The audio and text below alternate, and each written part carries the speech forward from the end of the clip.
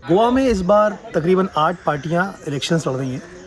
यहाँ जैसे आप और टीएमसी जैसी दिल्ली और कलकत्ता की पार्टीज़ आई हैं, वहीं यहाँ पे एक गोवा की लोकल पार्टी भी है जिसका नाम है रेवोल्यूशनरी गोवंस। इस पार्टी को लेकर ख़ास बात यह है कि गोवा में इस पार्टी की हर जगह चर्चा है और यहाँ का यूथ बहुत ज़ोरों से शोरों से इस पार्टी के साथ जुड़ चुका है। अभी हम इसी पार्टी के जो मेन प्रेसिडेंट हैं, मतलब जो इसके मेन लीडर हैं मनोज पल, उनके डोर टू डोर कैंपेन को कवर करने आए हैं और इसको लेके अभी हम इनसे बात भी करेंगे। मनोज, आप ये बताइए कि ये रेवोल्यूशनरी गोवंस पार्टी क्या है और ये कब फॉर्म हुई, तो थोड़ा इसके बारे में बताइए। मतलब गोवा में तो इसकी बहुत चर्चा है, लेकिन आई थिंक नेशनल मीडिया में या इस पार्टी के बारे में लोग ज़्यादा जानते नहीं हैं, तो आपसे जानना चाहेंगे। और रेवोल्यूशनरी गोवंस एक 5 साल पहले फॉर्म हुआ था। और गोवा के लोगों को एक आवाज़ देने के लिए, जो इनजस्टिस गोवा के लोगों पे हो रहा है, या जो नेटिव लोग हैं यहाँ पे उन पे जो अत्याचार हो रहे हैं, वो कभी हटाने के लिए और उनको आवाज़ देने के लिए रेवोल्यूशनरी गोवंस का जन्म 5 साल पहले हुआ था। एज अ ऑर्गेनाइजेशन हुआ था। लेकिन आज ये लास्ट दिसंबर में हमारा पॉलिटिकल पार्टी रजिस्टर हुआ, रेवोल्यूशनरी गोवंस पार्टी करके। और हम 38 सीट्स पे, आउट ऑफ 40 38 सीट्स पे हम कंटेस्ट कर रहे हैं। तो ये पार्टी का मेन ऑब्जेक्टिव है कि जो लोकल लोग हैं, जो गोवा के नेटिव लोग हैं, पर्सन ऑफ गोवन ओरिजिन, उनको एक डेफिनेशन मिले, उनको उनका राइट मिले, और उन पे जो अत्याचार हो रहे हैं, उन पे जो इनजस्टिस हो रहा है, उस पे फाइट करके उनको उनके राइट दे दीजिए। तो अभी प्रॉब्लम ये हो रहा है कि गोवा में बाहर की जो पॉलिटिकल पार्टियां हैं या नेशनल पॉलिटिकल पार्टी है, ये गोवा को सिर्फ एक लैंड डीलिंग के लिए यूज कर रही है या एक्सपेरिमेंट पे यूज कर रही है। लेकिन गोवा के लोगों के जो नेटिव लोगों के जो प्रॉब्लम है, असल में जो प्रॉब्लम है, लैंड का इशू है, जॉब का इशू है, यहाँ के आइडेंटिटी का इशू है, मार्केट का इशू है, इंडस्ट्रीज का इशू है, इस पे कोई बात नहीं कर रहा है और लोकल करके हमको कोई डिफाइन नहीं कर रहा है। तो यहाँ पे जो सेटलर्स आ रहे हैं, माइग्रेंट्स दूसरे दूसरे स्टेट से आ रहे हैं गोवा में, अभी सेटलर्स होके, माइग्रेंट होके अभी वो गोवन बन गए। तो यहाँ पे वोटिंग कार्ड सेल हो रहा है, यहाँ ड्यूअल वोटिंग कार्ड बन रहे हैं, यहाँ पे इलीगल वोटिंग कार्ड बन रहे हैं। हमारे कम्युनिटी लैंड पे आज बाहर से लोगों ने आके कब्जा किया है, लैंड एंक्रोचमेंट किया है, उस पर कोई बात नहीं कर रहा है, सिर्फ वोट बैंक बढ़ा रहा है। तो इसके ऊपर फाइट करने के लिए और गोवा के लोगों को एक उनको आवाज़ देने के लिए रेवोल्यूशनरी गोवंस का जन्म हुआ था। मुझे ये बताइए मनोज कि तो इसके पहले, मतलब पॉलिटिकल पार्टी फॉर्म करने के पहले ये एक आप एक्टिविस्ट थे, मतलब ये ये हम एनजीओ था या एक रेवोल्यूशनरी एनजीओ था, गोवंस। ये। मुझे आपके बारे में बताइए कि आप अभी तो आप नेतागिरी में पॉलिटिक्स में आ चुके हैं, तो इसके पहले आप क्या काम करते थे। या मैं एमएससी जियोलॉजी हूँ। मैं माइनिंग में काम कर चुका हूँ, ऑयल रिग पे काम कर चुका हूँ, और मेरा खुद का बिजनेस भी है, वाटर टैंक क्लीनिंग सर्विसेज का। तो ये मेरा बैकग्राउंड है। लेकिन मेरे जैसे बहुत सारे युवक हैं यहाँ पे आरजी में जो जुड़े हुए हैं। कोई इंजीनियर है, कोई बीकॉम किया हुआ है, बहुत एजुकेटेड लोग हैं, स्किल्ड लोग हैं, जो आज आरजी से जुड़े हैं सिर्फ इसीलिए कि गोवा का जो फ्यूचर है वो डार्क में जा रहा है, वो बहुत भयानक हो रहा है, क्योंकि गोवा के नेटिव लोगों को आज यहाँ पे रहने के लिए जगह नहीं है, यहाँ पे रहने के लिए उनको जॉब नहीं है, धंधा नहीं है। तो ये अगर आज हम फाइट नहीं करेंगे, आज अगर हम आवाज़ नहीं उठाएंगे, तो एक एक दिन हम हमारे गोवा में हम परदेसी बन जाएंगे, हम बाहर वाले बन जाएंगे। और यही सब बचाने के लिए हम पढ़े लिखे युवक यहाँ पे इसमें जुड़े हैं। और ये क्रांति, ये जो रेवोल्यूशन है, आइडियोलॉजी का रेवोल्यूशन है, ये सिर्फ वोटिंग कार्ड या सिर्फ वोट्स का रेवोल्यूशन नहीं है, ये एक विचारों का आंदोलन है, विचारों की क्रांति है, और ये क्रांति हम लेके आगे जा रहे हैं। पहले मतलब ये पोगो क्या है। या पर्सन ऑफ गोवन ओरिजिन, इसका शॉर्ट शॉर्ट फॉर्म पोगो है। क्या हो रहा है आज गोवा में, बाहर से जो सेटलर्स है, माइग्रेंट्स है, उनका पॉपुलेशन लगभग 50% हो चुका है। और इसमें ये इतना भयानक ये है सीन है कि आज गोवा में अगर वोटिंग होता है, 30,000 पर कॉन्स्टिट्यूंसी वोटिंग रहता है, तो कई कॉन्स्टिट्यूंसीज में 15,000, 17,000, 18,000 माइग्रेंट का वोटिंग बन चुका है। और हर कॉन्स्टिट्यूंसी में कम से कम 3 या 4 हज़ार माइग्रेंट का वोटिंग है। तो इसमें क्या होता है, जो गोवा में विनिंग मार्जिन रहता है वो 100-200 वोट का रहता है। और ये माइग्रेंट वोट बैंक है, वो लीगल भी नहीं है, वो इलीगल वोटिंग कार्ड है। इसीलिए हमने सोचा कि हम हमारे गोवा के लोगों को डिफाइन करें पर्सन ऑफ गोवन ओरिजिन करके। इसमें हमने एक कट ऑफ डेट डाला है, क्योंकि गोवा लिबरेट हुआ था 19 दिसंबर 1961, सो उसका अगले दिन 28 दिसंबर 1961। इसके पहले किसी के पेरेंट्स या ग्रैंड पेरेंट्स गोवा में रहते थे, और उनकी जो फैमिली आज है और आगे रहेगी, उनको ही पर्सन ऑफ गोवन ओरिजिन करके डिफाइन किया जाए। ये हमारा एक डिमांड था सरकार के पास। वो डिमांड हमने 2019 में उनको उनको दिया था, 40 जो हमारे विधायक है उनको दिया था, लेकिन उन्होंने वो प्राइवेट मेंबर्स बिल करके कभी टेबल नहीं किया, इसीलिए हमको पॉलिटिक्स में आना पड़ा, क्योंकि ये बिल हमको पास करना है। गोवा के लोगों को एक आइडेंटिटी मिलनी चाहिए, उनका जो अस्तित्व है वो कहीं ना कहीं पे प्रोटेक्ट होना चाहिए, और उनको जो राइट्स है, जॉब राइट है, लैंड राइट्स है, ये उन्हीं लोगों को मिलना चाहिए। क्योंकि गोवा बहुत छोटा स्टेट है, और यहाँ पे अगर बाहर से लोग आके यहाँ पे अगर जमीन खरीदते हैं, या यहाँ पे पूरा पहाड़ लेंगे, खेत लेंगे, यहाँ पे इंडस्ट्रीज पे जॉब लेंगे, तो हमारे राइट्स का क्या होगा, हमारे अस्तित्व का क्या होगा। इसीलिए ये पर्सन ऑफ गोवन ओरिजिन का बर्थ हुआ था। तो मुझे ये बताइए, जैसे अभी मैंने आपसे अपनी बातचीत चल रही थी तो आपने मेरे को 2-3 बार बोला कि गोवंस के राइट की बात है। तो मतलब क्या आप ऐसा सोचते हैं कि दूसरे स्टेट के लोगों को यहाँ पे काम करने नहीं आना चाहिए? नहीं, ऐसा बिल्कुल नहीं मानते हम बोलते हैं कि यहाँ पे कोई भी आए, यहाँ पे अभी क्या हो रहा है कि वोट बैंक के लिए यहाँ पे सब माइग्रेंट के इलीगलिटीज प्रमोट किए जा रहे हैं। पॉलिटिकल पार्टी किस तरीके के लिए? जैसे कि illegal voting cards, last October में हमने 25,000 इलीगल वोटिंग कार्ड कैंसिल करवाए। दिसंबर मंथ में कम से कम हमने 30-35,000 इलीगल वोटिंग कार्ड कैंसिल करवाए। हर हर अगर आप बूथ में देंगे, हर गांव में जाएंगे तो इलीगल वोटिंग कार्ड्स है, जैसे कि without house number voting card है, एक घर पे 150-200 हाउस नंबर वोटिंग कार्ड्स है। कहीं ना कहीं पे ऐसा ऐसा है कि वहाँ पे वो इंसान रहता ही नहीं, वो कर्नाटक से आके यहाँ पे वोटिंग करेगा, या महाराष्ट्र से आके यहाँ वोटिंग करेगा, उसका वोटिंग कार्ड यहाँ पे बनवा चुका है। तो ये सब इलीगलिटीज यहाँ पे चल रहा है। दूसरा मेन इलीगलिटी है कि यहाँ पे कम्युनिदाद लैंड करके, जो कम्युनिटी लैंड हमारे बुजुर्ग ने हमारे लिए रखी थी, गांव के लिए रखी थी, उस पे इलीगल हटमेंट्स बने, यहाँ पे स्लम्स बने। गोवा एक स्लम फ्री स्टेट था, गोवा में कभी स्लम्स नहीं थे, लेकिन आज हर गांव में, हर हर कॉन्स्टिट्यूंसी में स्लम बन चुके हैं। ये इलीगलिटी सिर्फ वोट बैंक के लिए हो रहे हैं, बाहर से लोग आ रहे हैं यहाँ पे इलीगल हमारे कम्युनिटी लैंड पे, कम्युनिदाद लैंड पे कब्जा कर रहे हैं, और उनको ये गवर्नमेंट या ये पॉलिटिकल पार्टीज, जो भी पॉलिटिकल पार्टी है, सब पॉलिटिकल पार्टी उनको प्रोटेक्ट कर रही है, उन पे उनके इलीगलिटीज पे कोई काम नहीं कर रहे या उन पे एक्शन नहीं ले रही है। जैसे कि अभी आपने मतलब मैं जानना चाहूंगा कि कम्युनिटी लैंड क्या होता है? ये मैंने काफी जगह इसके बारे में देखा भी गोवा में, इसको थोड़ा आप एक्सप्लेन करिए। या कम्युनिदाद लैंड मतलब वो एक कम्युनिटी, एक गांवकारी सिस्टम था जो पोर्तुगीज जमाने से पहले था। पोर्तुगीज आने के बाद यहाँ पे उसको कम्युनिदाद करके नाम किया, उसको एक कोड बनाया, उन्होंने एक बुक बनाया, लॉज बनाया, और कोड ऑफ कम्युनिदाद करके एक बुक है हमारा। तो ये कम्युनिटी लैंड हमारे बुजुर्गों ने गाँव में कम्युनिटी लैंड एक रखी थी, एक कॉमन लैंड रखी थी, ताकि जब फैमिली बढ़ेंगे, जब लोग गाँव में शादी करेंगे, बच्चे बढ़ेंगे, फैमिलीज बढ़ेंगे, जनरेशन बढ़ेगा, तो वो लोगों को रहने के लिए जगह चाहिए, ग्रेजिंग लैंड चाहिए। ये जो हमारे कैटल से उनको ग्रेजिंग लैंड चाहिए, बाकी प्लेग्राउंड चाहिए, या कोई भी डेवलपमेंट प्रोजेक्ट आएगा तो ये लैंड उसके लिए रखी थी। लेकिन आज ऐसे हो रहा है कि ये लैंड बाहर से जो लोग आ रहे हैं उनको पॉलिटिकल सपोर्ट मिल रहा है, पंचायत से या एमएलए से या मिनिस्टर से, वो उनको वहाँ पे लैंड दे रहे हैं, इलीगल कब्जा कर रहे हैं, और उनको वोटिंग कार्ड वहाँ पे बनवा रहे हैं। जो इतना भयानक ये है कि आज गोवा के लोगों के पास अगर 100 स्क्वायर मीटर जगह लेना है तो पैसा नहीं है, नहीं तो जगह नहीं है, लेकिन बाहर से लोग आके यहाँ पे हमारे जो कम्युनिटी लैंड हमारे लिए रखी थी वहाँ पे उस पर वो कब्जा करे, तो इसी के खिलाफ हम बात कर रहे हैं। तो ये जैसे आपने ये कम्युनिटी लैंड की बात बताई मेरे को कि, तो ये जैसे ये लोग कौन लोग हैं, मतलब और कहाँ के हैं? ये क्या एक आम लेबर है जो यूपी, बिहार, मध्य प्रदेश, बंगाल या जहाँ से भी आती हो, या फिर ये लोग हैं जो इंडस्ट्रियलिस्ट हैं, या थोड़े रसूखदार लोग हैं, बड़े लोग हैं? नहीं, इसमें दोनों सोसाइटीज यहाँ पे इन्वॉल्व है। जैसे कि मेन जगह पे जो कम्युनिदाद है वहाँ पे अमीर लोगों ने कब्जा किया हुआ है। जो आउटस्कर्ट्स में वहाँ पे जो लेबर क्लास है या बिजनेस क्लास है, जैसे भी हमारा गोवा में आज मार्केट, आप हर मार्केट में जाओगे तो 95% आउटसाइडर्स मिलेंगे आपको, 5% ही सिर्फ लोकल लोग मिलेंगे मार्केट में बिजनेस करते हुए। तो वो लोग वहाँ पे रहते हैं, लेबर लोग हैं वो वहाँ रह रहे हैं, इंडस्ट्रीज में है, इंडस्ट्रीज के लोग वहाँ पे लेबर लोग रह रहे हैं। तो यहाँ पे ऐसा नहीं है कि सिर्फ लेबर क्लास ही है, डिफरेंट कम्युनिदाद लैंड में डिफरेंट टाइप के सोसाइटीज बने चुके हैं। कहाँ पे स्लम्स बन चुका है, कहाँ पे हाउसिंग बोर्ड बन चुका है, कहाँ पे बड़े बड़े मकान बन चुके हैं, कहाँ पे और कुछ बन चुका है, कहाँ पे वहाँ पे स्क्रैप यार्ड बन चुके हैं। तो ये कम्युनिटी लैंड पे हर तरह से अटैक हो चुका है। तो ये कम्युनिटी लैंड का जो सिस्टम है ये गवर्नमेंट के पास रहता है? यस, इसको कोड ऑफ कम्युनिदाद है जो गवर्नमेंट के अंडर रहता है, लेकिन यहाँ पे एक हमारे एटॉर्नी कम्युनिदाद का स्पेशल एटॉर्नी रहता है, उनका एक बॉडी रहता है, और वहाँ पे सब सेटिंग होता है। और वो जो एमएलएज है, विधायक है या गवर्नमेंट है, उनसे मिलजुल के वहाँ पे वो सेटिंग करके वहाँ पे पैसा लेके वो ज़मीन इलीगली बेचते हैं। वो लीगली बेचने के लिए बहुत सारा उसमें ये है, गवर्नर के पास फाइल जाना चाहिए, अप्रूवल चाहिए, बहुत सारा उसमें डॉक्यूमेंटेशन है, लेकिन वो डॉक्यूमेंटेशन कोई करता नहीं है। वो लाते हैं वहाँ पे, उनको रखते हैं, घर बिल्ड होता है, उनको हाउस नंबर, आज तो गवर्नमेंट ने ऐसा किया कि वो घर नंबर, वो हाउस इलीगल हाउसेस को घर नंबर दे रहे, हाउस नंबर दे रहे। उनको एक गवर्नमेंट ने, बीजेपी गवर्नमेंट ने भूमिपुत्र बिल करके लाया था ताकि इलीगल जो घर है उनको लीगलाइज किया जाए। तो यहाँ पे ऐसा हो रहा है कि आप इलीगल करो और गवर्नमेंट आपको रिवॉर्ड दे रहा है।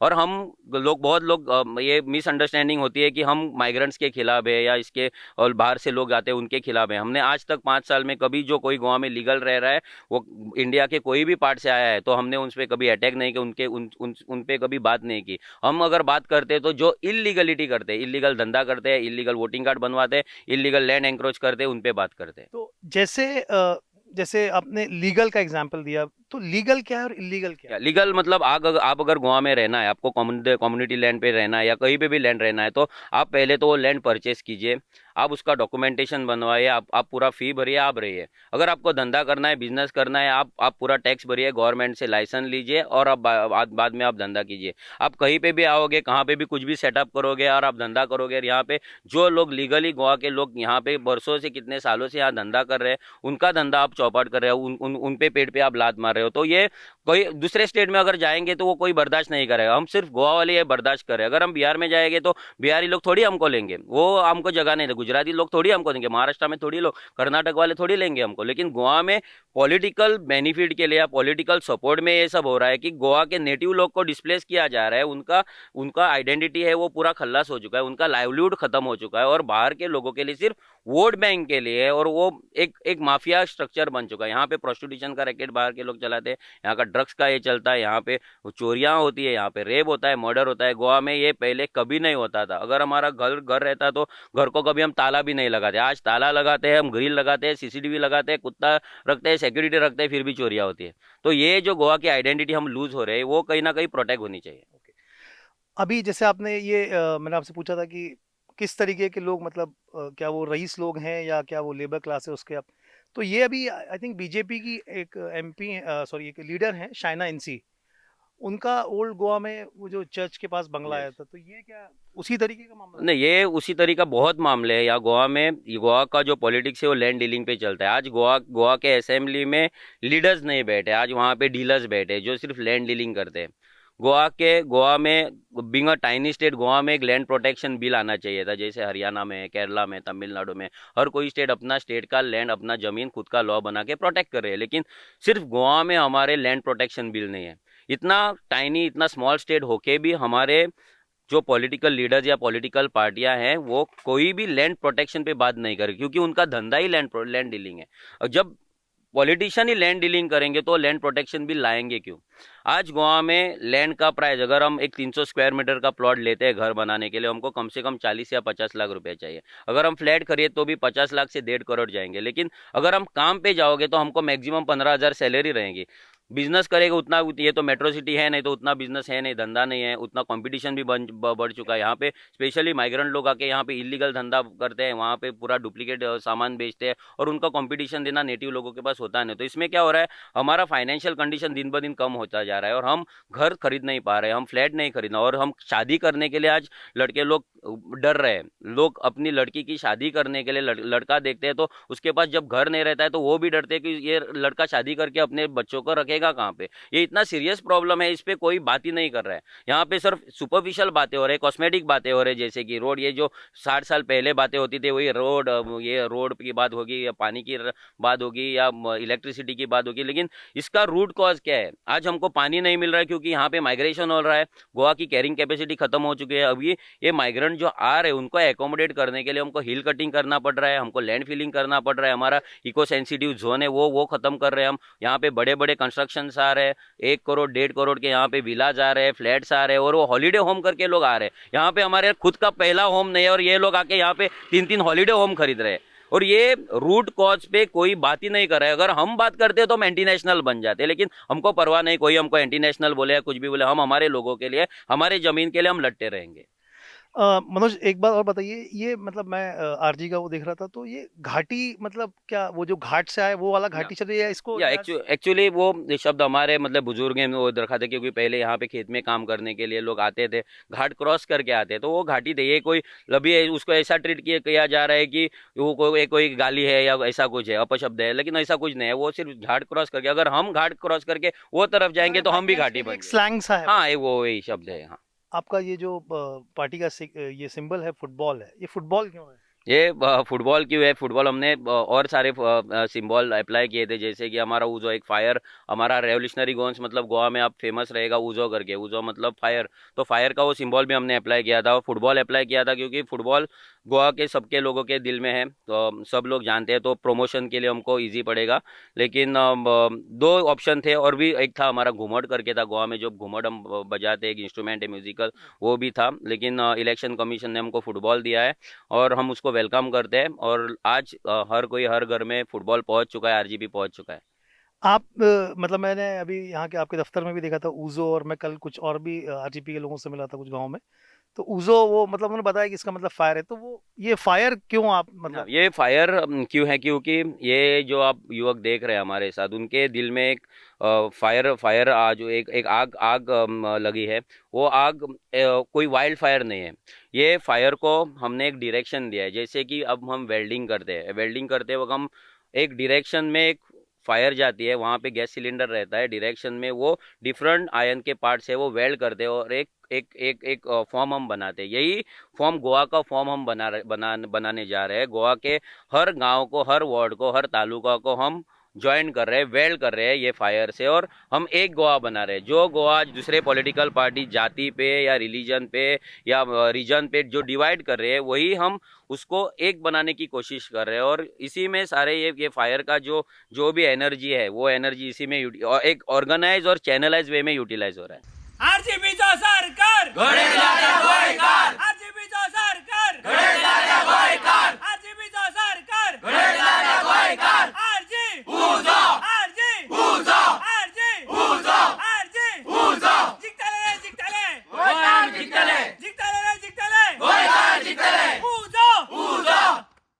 आप आई थिंक मैंने एक अखबार में पढ़ा था, आप प्रशांत किशोर से मिले थे, तो क्या बात हुई आपकी उनसे? प्रशांत किशोर जी से जब हम मिले, पहले तो मैं उनको एक गुरु मानता था मेरा कि एक बढ़िया पॉलिटिकल एनालिस्ट है। और हमने भी उनके बहुत सारे कैंपेन फॉलो किए थे। तो हम जब उनसे मिले, एक 10 मिनट से 7-8 मिनट की बातचीत हुई। जब हम मिले उनसे, तब पहले क्यों तो क्यों गए क्यों तो थे आप? हम गए थे क्योंकि हमको एक पॉलिटिकल एक एक्सपर्ट की ज़रूरत थी। हमको लगा कि वो बीजेपी को डिफीट करना चाहते हैं। हमारा भी मकसद है कि यहाँ पर जो बीजेपी गवर्नमेंट, वो कहीं ना कहीं ख़त्म होना चाहिए, या इंडिया में भी ख़त्म होना चाहिए। और हमको लगा था कि वो हमको सपोर्ट करेंगे, कुछ मार्गदर्शन करेंगे, इसलिए हम गए थे। लेकिन अब हम जब गए तो उनका जो एरोगेंस था, तो वो एक नेक्स्ट लेवल पे था। उनकी बात करने की जो तरीका था, पहले तो हम उनके पास गए तो उन्होंने फर्स्ट जो बात की, वो उन्होंने पूछा कि हमको कुछ पॉलिटिकल एक्सपीरियंस है क्या? हमने बोला नहीं। तो वो बोले हम आपके लिए क्या कर सकते हैं? हमने बोला आप हमको मार्गदर्शन कीजिए। मतलब आप उनको जानते थे पहले से कि? नहीं नहीं, हमने वो कहीं से फ़ोन नंबर लेके उनसे उनको मैसेज की। उन्होंने बाद में अपने जो कलीग थे उनको भेजा हमारे पास, फ़ोन करवाया, बाद में हम उनसे मिले। पहले उनके उनके आईपैक वाले साथी आए थे हमसे मिलने, उसके बाद ये मीटिंग फिक्स हुई थी। तो उनसी उनका जो बात करने का तरीका था, वही पहले गलत था। कि हम उनसे मिलने गए तो एक रिस्पेक्ट देना चाहिए था, लेकिन वो रिस्पेक्ट नहीं था। जब आप सोचते हैं कि हम आपसे मिल के काम करेंगे, तो आपका जो एटीट्यूड वो जमीन पे रहना चाहिए। उनको लग रहा है कि आज वो प्राइम मिनिस्टर, वो सुपर पीएम है, ऐसा उनको लग रहा है। जैसे उसका जो स्टोरी है वो गोवा के इलेक्शन के बाद खत्म हो जाएगा, वो अलग बात है। लेकिन उन्होंने मुझे बाद में चैलेंज की। एक उन्होंने बात कही। आपसे बोला क्या? हाँ, उन्होंने यही बोला। उन्होंने ये बोला कि पहले तो ये बोला कि आपके पास पॉलिटिकल एक्सपीरियंस है क्या? मैंने बोला नहीं। बोले आपको हम क्या कर, आपको आपको क्या चाहिए हमारे से? मैंने बोला मार्गदर्शन चाहिए, आपका मेंटरशिप चाहिए। तो उन्होंने तुरंत एक बात कर दी कि हमने मेंटरशिप का दुकान नहीं खोला है। मैंने बोला मैं भी थोड़ा शॉक हो गया कि ये ऐसी क्या बात कर रहे हैं, क्योंकि मैं उनको बहुत रिस्पेक्ट करता था। तो उसके बाद तुरंत वो बोले कि मैं आपको चैलेंज करता हूँ, मैं आपको लिख के देता हूँ कि आपको किसी भी कॉन्स्टिट्यूंसी में 500 के ऊपर वोट नहीं मिलेंगे। जब उन्होंने ये बात की, तुरंत without wasting a single second मैंने उनको कहा आप लिख के दे दो। जब मैंने उनको बोला आप लिख के दे दो, तब वो पूरा हिल गए। तो उनका क्या हो गया, वो बहुत गुस्सा हो गया। वो बोले ऐसा मतलब एक्शन करके बोले आप जाओ जाओ आप जाओ यहाँ पे, ऐसे आप जैसे 10,000 लोग लाइन में रुके मेरा अपॉइंटमेंट लेने के लिए, चीफ मिनिस्टर को मैं अपॉइंटमेंट नहीं देता, ऐसे ऐसे बातें करने। तो मैंने मन में सोचा आप चीफ मिनिस्टर को देते नहीं, लेकिन आज मैं आपके सामने बैठा हूँ, आपने मुझे अपॉइंटमेंट दे दिए। वो 10,000 में लाइन में वो तो अलग है, लेकिन मैं आपके सामने आज बैठा हूँ, आपने अपॉइंटमेंट दिए, वही बड़ी बात है। तो उसके बाद में वो दूसरा फिर से बोले, मैं आपको फिर से बोलता हूँ लिख के देता हूँ। मैं बोला आप लिख के दे दो, उन्होंने लिख के नहीं दिया। बाद में वो बोले मैं आपको इलेक्शन के बाद फ़ोन करूंगा। मैंने बोला आप मत फ़ोन कीजिए, मैं आपको इलेक्शन के बाद फ़ोन करूंगा। 500 के ऊपर वोट निकाल के हम दिखाएंगे और मैं आपको फ़ोन करूंगा इलेक्शन के बाद। उसके बाद मीटिंग ख़त्म, हम चले गए। उसके बाद में आम आदमी पार्टी के लोगों ने कम से कम 200 या 300 बार मुझे फ़ोन किया, 200 या 300 बार। उसके बाद में कम से कम 10 बार उनके आदमी आके मुझे मिले। हमारे कोऑर्डिनेटर टीएमसी के आम आदमी, टीएमसी सॉरी टीएमसी के आईपैक के लोग हमसे मिले वहाँ पे। आपको कितनी बार कांटेक्ट किया? बहुत बार। मैं आपको बाद में ये दिखाता हूँ, आपको उनके कॉल रिकॉर्डिंग दिखाता हूँ कि उनका कितने बार कॉल आया है। बाद में वो हमसे मिले, हमसे बात की। उन्होंने ये भी बात की हम आपको आपके पास प्रशांत किशोर जी को लाएंगे, आपसे बात करवाएंगे, 1-to-1 मीटिंग करवाएंगे, जो हुआ वो भूल जाइए।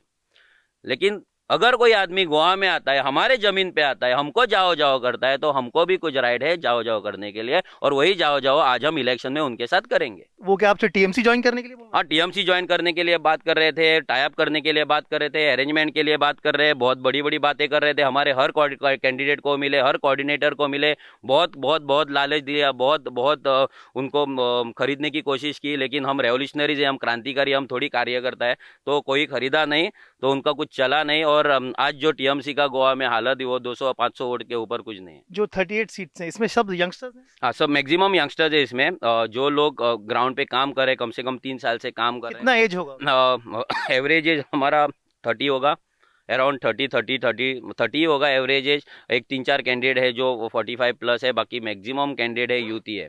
क्योंकि हर पॉलिटिकल लीडर्स यही भाषण में अपने बोलते हैं, या हर बुजुर्ग यही बोलता है कि जो यूथ है वो फ्यूचर है। लेकिन हम उनसे आज ये मैसेज देने के लिए आए कि हम फ्यूचर नहीं, हम प्रेजेंट है। आप फ्यूचर बता के हमको बुजुर्ग करते और तब देश हमारे हाथ में देते, तो आज वो नहीं हमको चाहिए। हम युवा है, हम यूथ प्रेजेंट है, और हमारा प्रेजेंट हमारा फ्यूचर हम बनाएंगे, हम बदल देंगे। जो बुजुर्ग है आप रेस्ट लीजिए, घर में आराम से रहिए, गोवा और भारत देश जो है हमारे पास छोड़िए, हम देख लेंगे।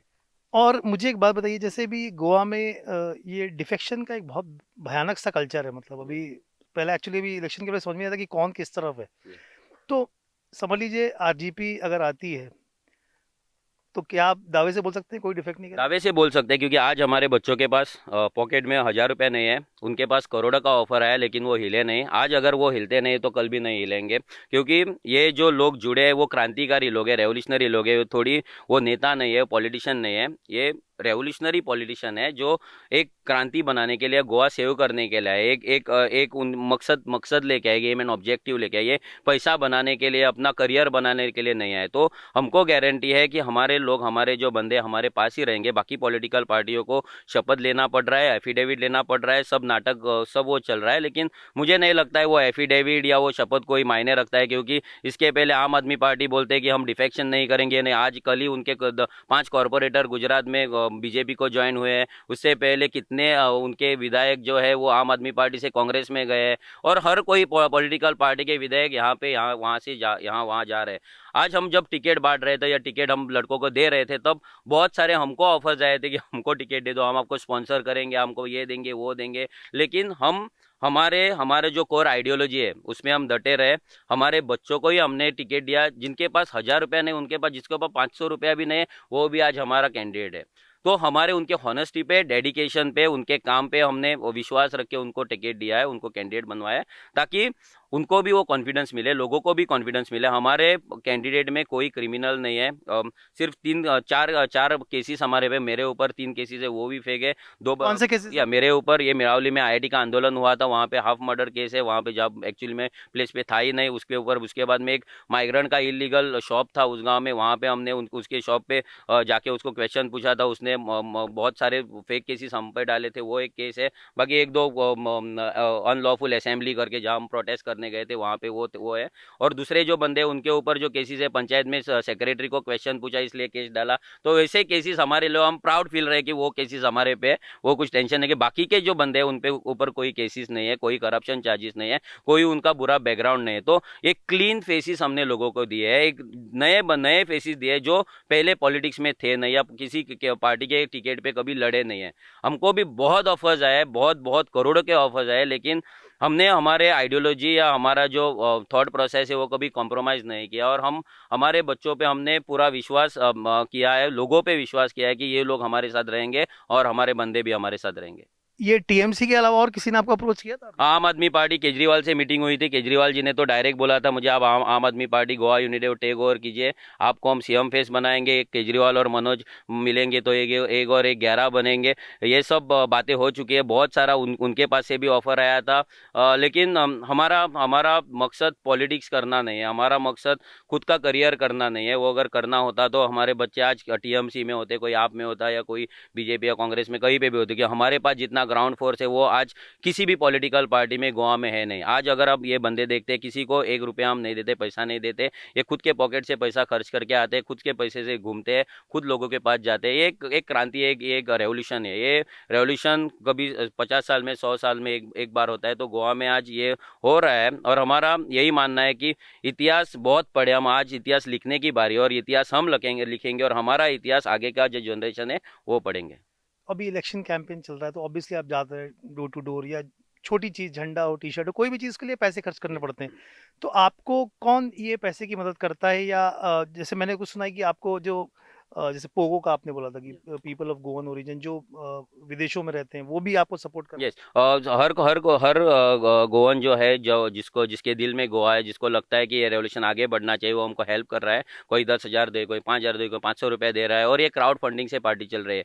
आज हम हमारे बच्चों को घूमने के लिए, पेट्रोल के लिए पैसा देना नहीं पड़ता है, उनको सिर्फ हमारा जो खर्चा है वो पैम्पलेट पे, लिफलेट पे या मर्चेंडाइज पे उतना ही जाता है, और ये बहुत बहुत कम खर्चा है, उतना ज़्यादा नहीं है। लेकिन दूसरे जो पॉलिटिकल पार्टियां जैसे खर्च करते हैं, जैसे हम अगर हम मीटिंग करते हैं, अभी हमने बड़े बड़े मीटिंग गोवा में सबसे बड़े रैलियां अगर किए तो हमने किए।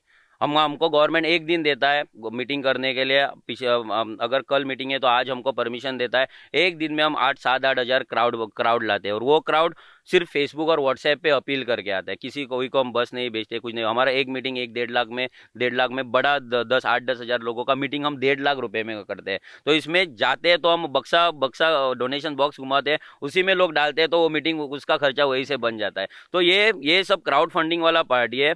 और यहाँ पे अभी बच्चे आएंगे तो खाना खाने सब लोग अपने घर जाएंगे, फिर आएंगे, फिर खाना खाने अपने घर जाएंगे। तो यहाँ पे ऐसा नहीं कि किसी को चिकन दिया, किसी को बियर दी, या दारू पिलाया, ये पिलाया, ये हमारे इसमें कल्चर है ही नहीं। एक डिफरेंट लेवल का एक पॉलिटिकल जो बदलाव हम ला रहे हैं, जो बदलाव बहुत साल पहले गोवा में नहीं भारत में आना चाहिए था, लेकिन देर हुए, लेकिन ज़्यादा देर भी नहीं हुए। तो हमको ये मॉडल जो है, ये पॉलिटिकल मॉडल जो है, ये भारत के हर स्टेट में हमको ले जाना है। हर स्टेट में यहाँ वहाँ का जो नेटिव है उसको उसका हक मिलना चाहिए, उसको जस्टिस मिलना चाहिए, उसको अपने गाँव में, उसके शहर में काम मिलना चाहिए, उनके ज़मीन पे उनका हक रहना चाहिए, ये हमारा मानना है। अभी इस चुनाव में अब मतलब काफ़ी सारे मैनिफेस्टो पॉल प्रोमिसेस किए जा रहे हैं कि माइनिंग शुरू करेंगे, ऑलमोस्ट लगभग हर पार्टी ने किया है।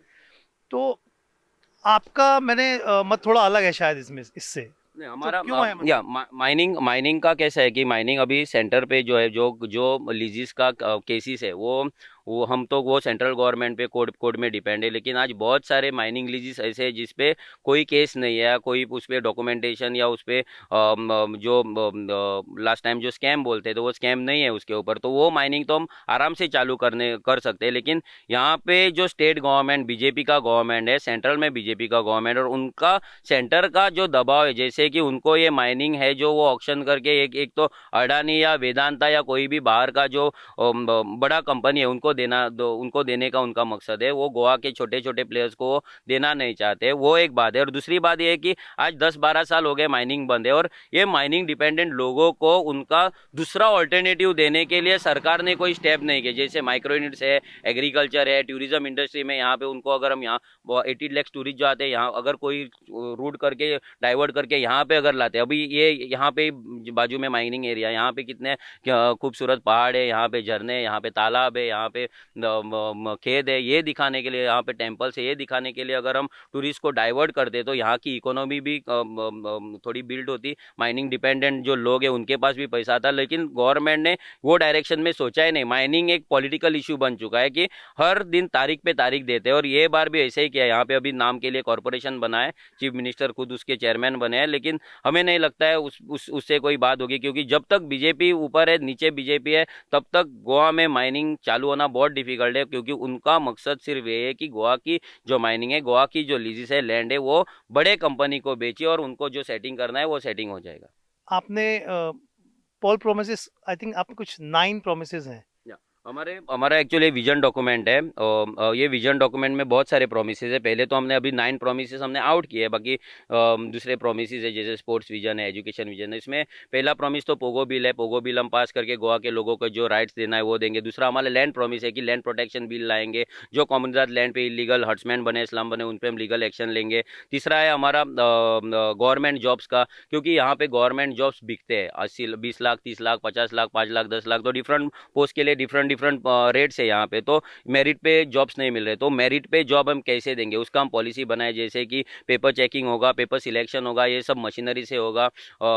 बाद में हमारा जो ओरल इंटरव्यूज होगा, जो उस पर भी कैमरा रिकॉर्डिंग होगा, उस पर भी सीसीटीवी के अंडर होगा, और कॉमन पोस्ट के लिए कॉमन एंट्रेंस एग्जाम होगा, कॉमन इंटरव्यूज होगा। तो ये सब एक सिस्टम बनाया हमने, ताकि गवर्नमेंट जॉब एक गरीब से गरीब लड़का या बंदा है जो मेरिट लिस्ट पे है या कैपेबल है, उसको गवर्नमेंट जॉब मिलना चाहिए। उसको उसके एजुकेशन के लिए वो आज खर्चा कर रहा है, और गवर्नमेंट जॉब के लिए फिर और पैसा दे रहे हैं। ऐसे बना आज असेंबली जो है वो आज असेंबली है वो आज फैक्ट्री बन चुकी है, पैसा बनाने की फैक्ट्री बनाई है। वो ये फैक्ट्री बननी नहीं चाहिए थी, हर गवर्नमेंट जॉब फ्री में मिलना चाहिए। इसके लिए हम पॉलिसी बनाए। बाद में एग्रीकल्चर के लिए पॉलिसी बनाए हमने, 2030 में गोवा एग्रीकल्चर स्टेट बनाना है, ये हमारे पॉलिसी में। और उसमें कैसे करेंगे हम, कैसे ट्रेनिंग इंस्टीट्यूट लाएंगे, क्या क्या क्रॉप पे हम फोकस करेंगे, उसमें एक्सपोर्ट रहेंगे, उसमें ब्रांडिंग रहेंगे, उसमें प्रोसेसिंग रहेगा। इस पे हमने एक डिटेल पॉलिसी बनाई। एजुकेशन पे बनाई है, क्योंकि गोवा में अभी 19 इंडस्ट्रियल स्टेट है, उसमें गोवा के लोग 10 से 15% लोग रहेंगे जो काम पे जाते हैं,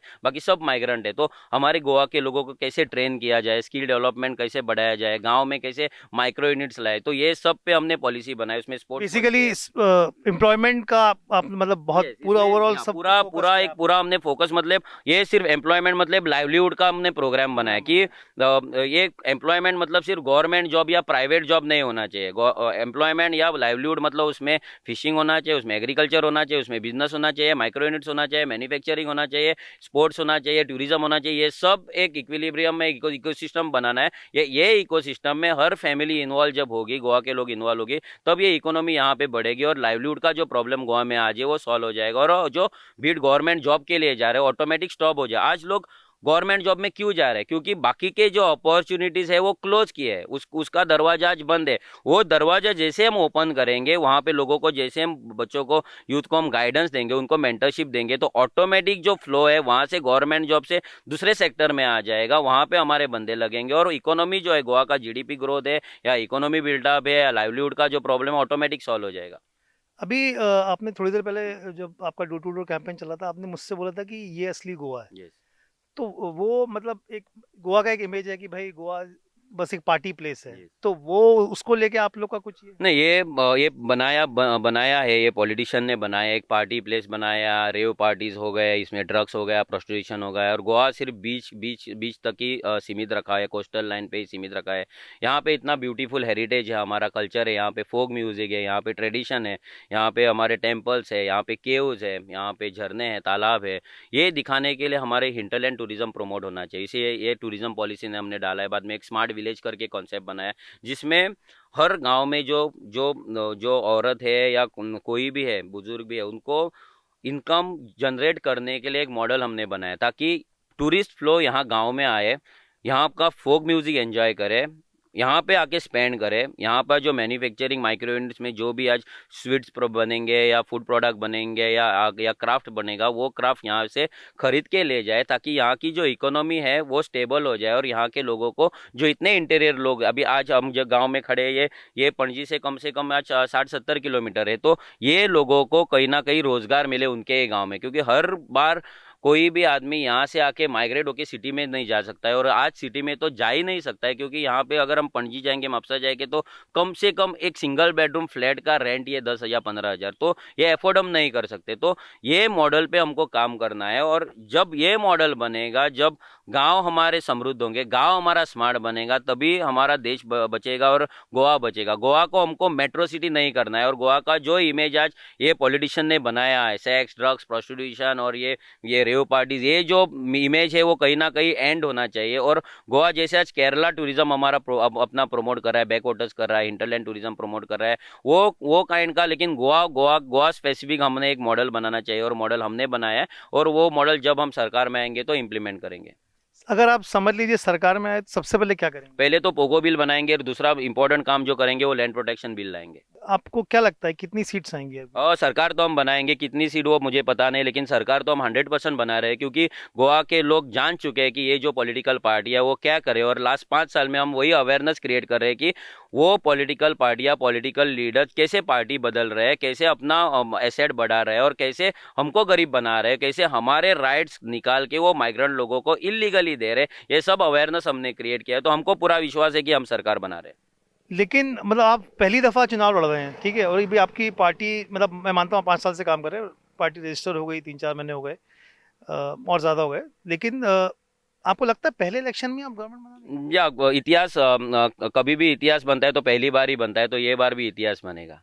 अच्छा, अगर समझ लीजिए खुदा ना खास्ता अगर आप गवर्नमेंट नहीं बना पाए और आपकी ज़्यादा सीट्स नहीं आई, 3-4 सीट आई समझ लीजिए, और ऐसे में अगर कोई जो दूसरी पार्टी है जिसके, या मतलब वो वापस से वो सिस्टम सीन चालू हो जाएगा कि भाई आप इसमें आ जाओ, उसमें आ जाओ, तो आप सपोर्ट किसी का भी करेंगे गवर्नमेंट में जाने के लिए, कि नहीं आप अपने एमएलए के साथ और बैठेंगे? नहीं, हम क्रांतिकारी, हम रेवोल्यूशनरीज है, तो हम डीलर्स के साथ कहीं सेटिंग नहीं करेंगे, डीलर्स के साथ टाई अप नहीं करेंगे, हम उनको लीडर्स नहीं बोलते, हम डीलर्स बोलते हैं, तो लीडर से हम सोशल डिस्टेंस बनाए रखेंगे।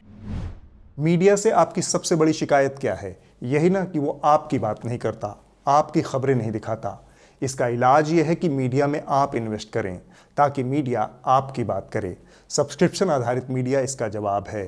hindi.newslaundry.com पर जाएं, न्यूज़ लॉन्ड्री को सब्सक्राइब करें।